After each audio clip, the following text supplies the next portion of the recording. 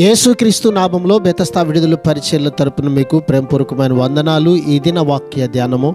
యెహోవా నా పక్షమున ఉన్నాడు, నేను భయపడను, నరులు నాకేమి చేయగలరు. కీర్తనల గ్రంథం 118వ అధ్యాయము 6వ వచనం. దేవుడు మనతో ఉంటే ఆయన అనుమతిస్తేనే తప్ప మనుషులు మనకేమీ చేయలేరు.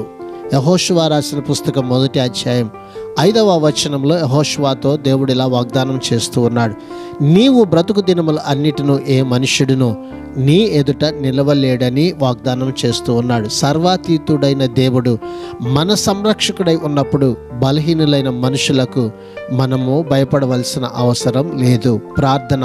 మహాపరిశుద్ధుడా, మహోన్నతుడా, జీవాధిపతి, మా మంచి యేసయ్య, నీ మహాకృపను బట్టి ప్రేమించి మరొక నూతన దినాన్ని మాకు ఇచ్చినందుకు నీకు వందనాలు, స్తోత్రాలు చెల్లిస్తూ, నీవు మా పక్షముగా ఉన్న మంచి దేవుడవని అయ్యా, మేము నిన్ను నమ్మి నీ పక్షంగా మేము ఏ విషయంలో భయపడకుండా బలవంతులుగా అయా ముందుకు కొనసాగే కృప దయచేయండి. ప్రాముఖ్యంగా ప్రభువా, ఈ భూమి మీద మనుషులెవ్వరికీ కూడా భయపడకుండా నీ నామాన్ని బట్టి అయా ధైర్యంగా ముందుకు కొనసాగే ధన్యతను ఇదిగో ప్రభువా, ఈ దినాన్ని నీ ప్రజలమైనటువంటి మాకందరికీ దయచేయమని యేసు పరిశుద్ధ నామంలో ప్రార్థించి అడిగి వేడుకుంటున్నాము తండ్రి.